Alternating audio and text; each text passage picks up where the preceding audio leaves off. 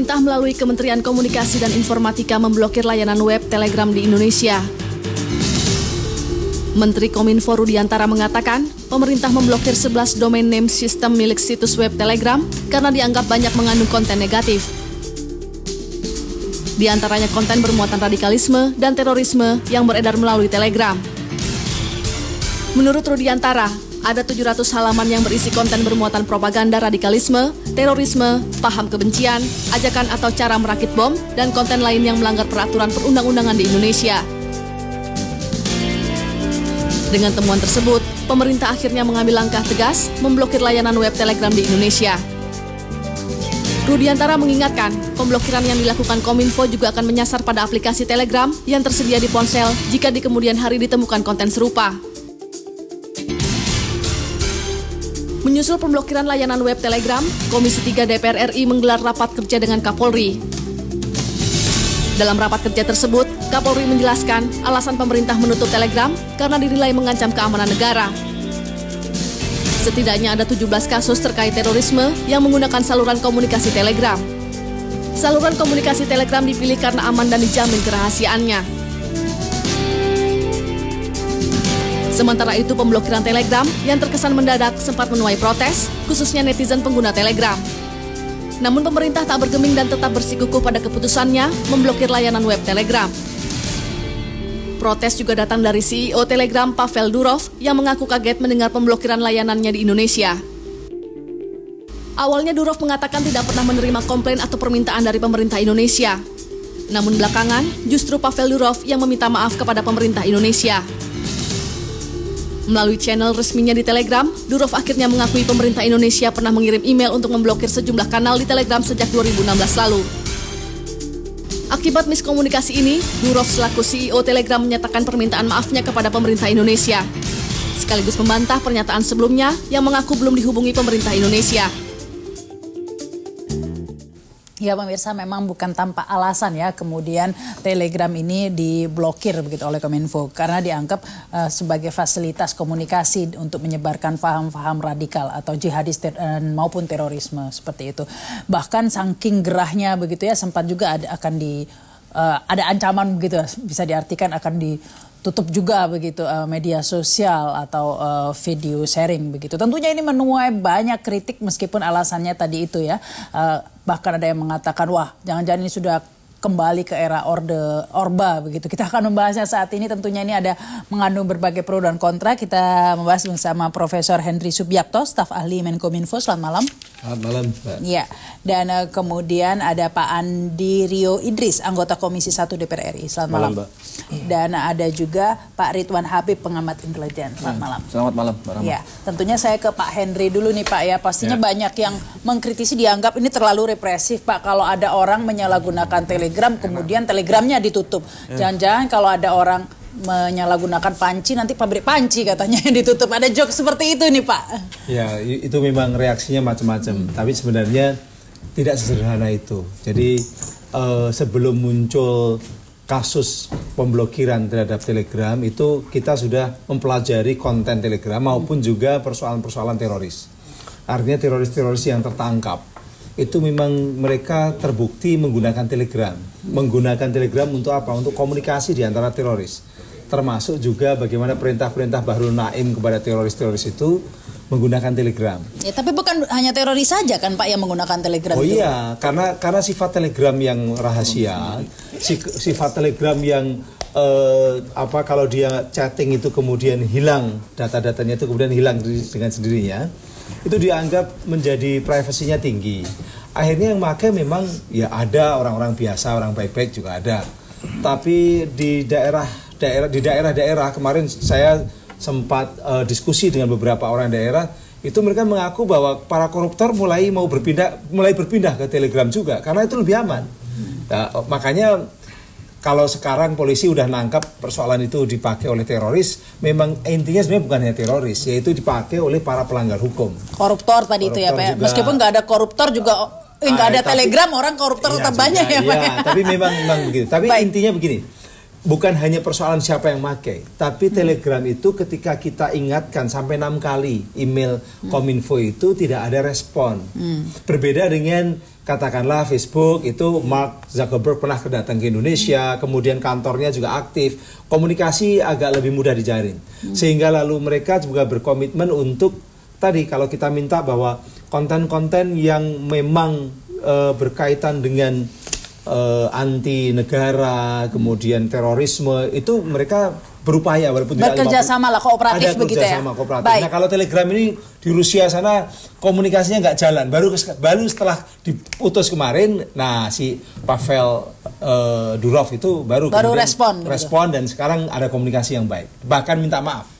Iya, baik. Ya. Tapi tetap di blokir. Oh, blokir itu kalau dalam di Kominfo ya, Permen 19 tahun 2014 itu memang pemblokiran itu sementara. Kalau mereka sudah berkomitmen mengikuti komitmen aturan pemerintah, aturan negara, undang-undang ITE, mereka bisa dinormalkan lagi. Oh, jadi artinya ini nanti akan bisa dibuka lagi. Tidak ada yang blokir permanen. Kita bukan dalam artian bredel ya, tapi ini adalah malah justru menguntungkan ini semua nanti download Telegram semua ya, jadi Telegram juga ini masalahnya. Baik, ini selamat datang juga, selamat malam Pak Doni BU ya, peneliti ICT Watch. Selamat malam. Ya, tapi saya ke Pak Ridwan Habib. Tadi sudah dijelaskan ya, sebenarnya Kominfo ini bukan asal blokir, sudah mencoba berkomunikasi tapi memang tidak kooperatif begitu. Telegram itu memang Mbak Rahma jadi media komunikasi paling favorit di kalangan teroris. Kami meneliti itu sejak 2015, di Suriah sana Telegram ini dipakai ISIS untuk mengendalikan jaringannya. Termasuk Komando Bahru Naim ke jaringannya di Indonesia, tadi sampaikan Prof. Henry memang menggunakan Telegram. Permasalahannya memang dilematis. Ketika kemudian Kominfo melakukan blokir, apalagi sangat disayangkan muncul beberapa meme grup-grup Telegram yang digunakan oleh teroris, dimunculkan ke publik. Teroris ini kemudian berpindah aplikasi, sehingga rekan-rekan yang bergerak di dalam kontraterorisme, terutama yang mendalami intelijen cyber, misalnya lembaga sandi negara yang akan menjadi badan sandi dan cyber negara, cukup kerepotan. Kenapa? Karena mereka menyusup ke channel-channel pro ISIS di Telegram itu butuh waktu berbulan-bulan. Mereka menyamarkan identitas, mengganti nama untuk masuk ke jaringan mereka, untuk mendeteksi apa saja yang mereka sedang perbincangkan, apa saja yang teroris sedang rencanakan. Termasuk misalnya rencana serangan 17 Agustus. Nah itu kemudian dipublikasikan kan, sekarang di Twitter sudah muncul bahwa dengan Telegram itu mereka didapat dari intelijen, itu didapat dari rekan-rekan yang menyusup ke channel. Nah sekarang memang jadi problem baru ketika kemudian beberapa channel utama mereka shutdown total. Saat ini posisinya mereka shutdown total, mereka migrasi. Yang kami deteksi sementara pindah ke BAS, Bravo Alpha Alpha Zulu. Itu satu aplikasi yang juga cukup. Nah ini menarik mungkin ya, saya kembali ke Pak Andi Rio ya, tampaknya kontraproduktif ini kalau tujuannya untuk menangkal radikalisme, justru malah menyusahkan ya, sekarang malah tidak menyebar, ada aplikasi baru seperti itu. Jadi gini Mbak, pada dasarnya yang dilakukan oleh pemerintah ini itu adalah sudah betul. Masalahnya adalah ini pun nanti ditutup ataupun diblokir, tidak menutup kemungkinan ada lagi nanti aplikasi-aplikasi lain yang akan mungkin nanti yang akan terus terang membahayakan, terutama membahayakan keamanan negara kita. Itu yang jadi masalah. Jadi saya berpikir bahwa hal ini sebenarnya memang menjadi perhatian kita bersama lah ya. Bukan cuman pemerintah. Tapi itu yang menjadi kritikan kali Pak ya, jika ditutup kemudian ada aplikasi lain, lantas berarti solusinya sebenarnya bukan itu, harusnya lebih ke pengawasan, pembinaan, pencegahan seperti itu ke masyarakatnya, bukan ke aplikasinya begitu Pak. Ya enggak, aplikasi juga itu bagian daripada yang inti kan sebenarnya.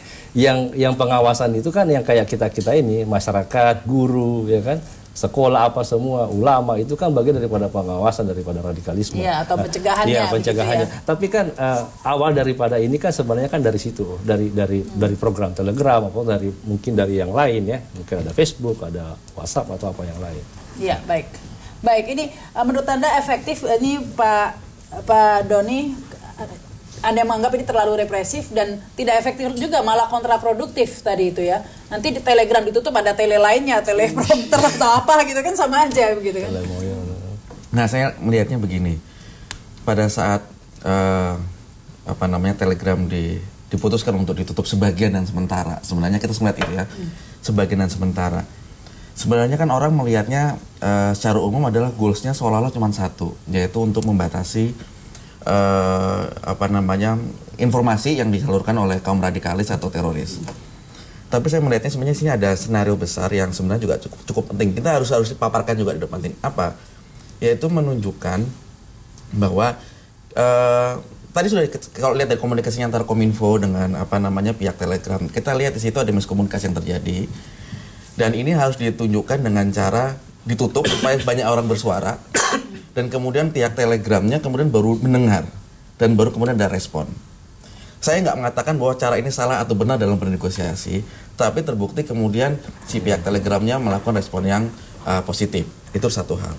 Tapi saya melihatnya seperti ini. Ini kalau dibilang ini kenapa salah atau benar dan segala macam, ini kan sebenarnya ada kegamangan dalam menyikapi matra cyber. Simpelnya begini. Kita bicara kalau namanya ketahanan nasional, keamanan nasional, kita bicara kedaulatan negara, kita biasanya bicara hanya di 3 matra, darat, laut, dan udara.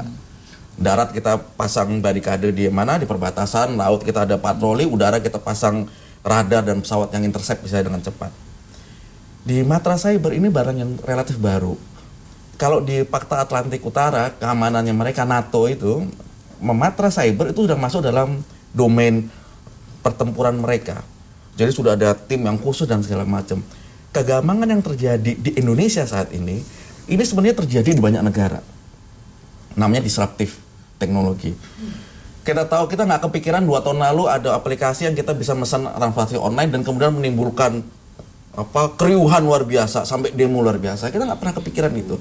Dan sekarang ada Telegram yang sebenarnya nggak ada beda jauh dengan WhatsApp. WhatsApp juga pakai enkripsi kok. Ya, beberapa aplikasi juga pakai enkripsi. Lalu tapi kenapa Telegram yang disasar dulu?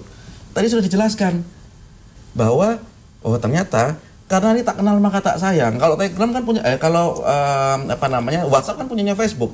Facebook kantornya ada di Senayan. Paling jauh ada di Singapura. BlackBerry Messenger itu encrypted loh. Sama yang dienkripsi juga. Tapi kantornya ada di Jakarta segala macam. Jadi ini masalah tak kenal maka tak sayang, makanya kemudian ya sudah. Nah, dilakukan pemblokiran. Yang menarik adalah kemudian pertanyaannya yang banyak dilakukan oleh masyarakat sipil yang mengerti hukum begini. Ini etikat baik pemerintah. Oke, benar ya.